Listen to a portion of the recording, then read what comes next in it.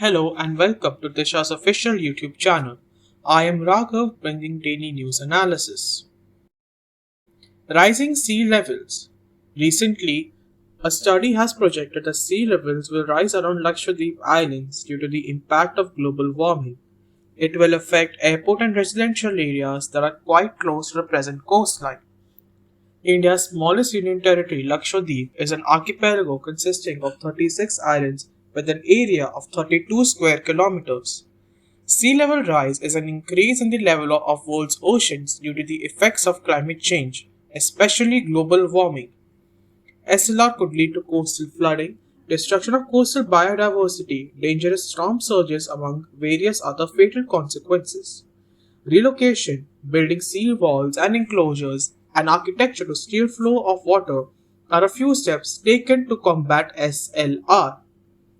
For its part, India has launched the National Action Plan on Climate Change and marked the Coastal Regulation Zone.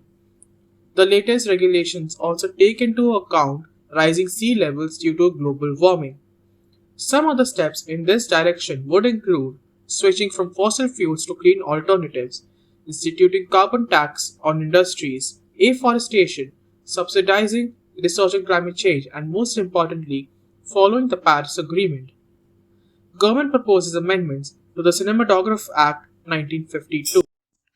The Ministry of Information and Broadcasting has put a draft of the Cinematograph Amendment Bill 2021 in the public domain and has sought opinion from the general public by July 2. One of the amendments proposed is related to the unrestricted public exhibition category, where the existing UA category is further divided into UA7 plus, UA 13 plus, and UA 16 plus. At present, UA category films are those films under the unrestricted public exhibition category with a caution as to whether any child below 12 years of age may be allowed to see such a film certified for unrestricted viewing, which should be considered by the parent or guardian of such child. The draft will add a provision to grant revisionary powers to the government on account of violation of Section 5B1 Principles of Guidance in Certifying Films for the Act.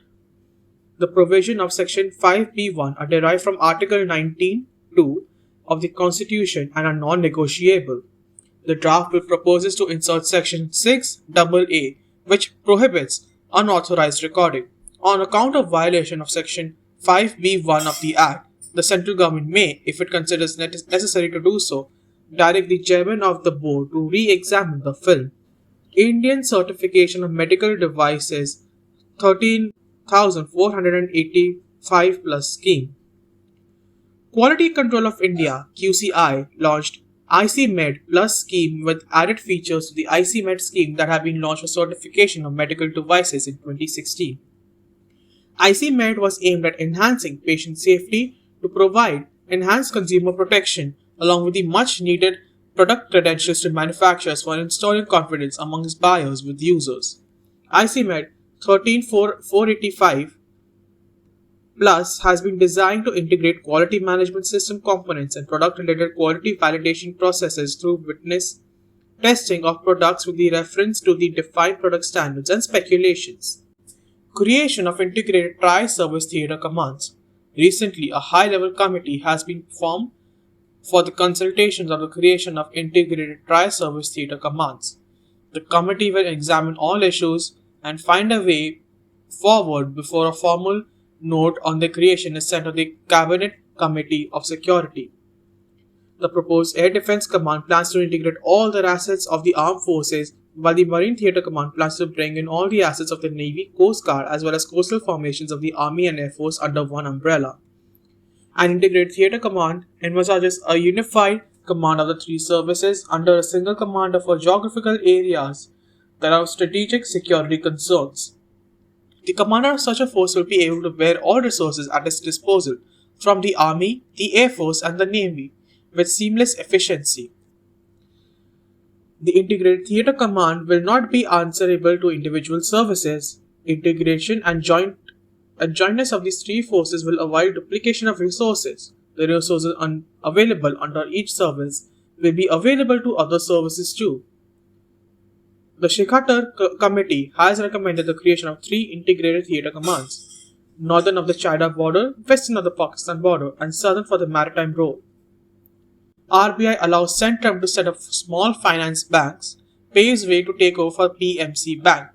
RBI grants in principle nod to Centrum Financial Services to set up a small finance bank. Approval has been given under the general guidelines on a tap licensing for small finance banks in the private sector in 2019. On-time licensing means that the window for getting a bank license from the RBI is open throughout the year. SFB is a special segment of banking created by RBI with the objective of furthering financial inclusion by primarily undertaking basic banking activities to unserved and undeserved sections through high technology, low cost operation. Like other commercial banks, these banks can undertake basic activities including lending and taking deposits. SFB has been set up in private sector and thus differs from regional rural banking services with predominant government shareholding. Global Assessment Report on Disaster Risk Reduction (GAR) released by UN Office for Disaster Risk Reduction (UNDRR). GAR Special Report on Drought 2021 explores the systemic nature of drought and its recommendations. Impacts on achievement of Sendai Framework for Disaster Risk Reduction (SDGs) and human and ecosystems health and well-being. UNDRR oversees the implementation of the Sendai Framework for Disaster Risk Reduction 2015 to 2030. Key highlights of the report: 20 million people across Africa and Middle East came to the brink of starvation owing to droughts. 700 million people are at the risk of being displaced as a result of drought by 2030. Two-thirds of the world will be underwater stressed by 2025. India-specific findings. Effects of severe droughts in India's GDP are estimated at 2 to 5%. Deccan region sees the highest frequencies of severe droughts on all of India. Significant drought conditions are found once every 3 years in the Deccan Plateau, leading to large-scale migration and desertification. Overdependence on groundwater resources and lack of water-retaining structures have significantly increased vulnerability in Indian cities during severe drought events.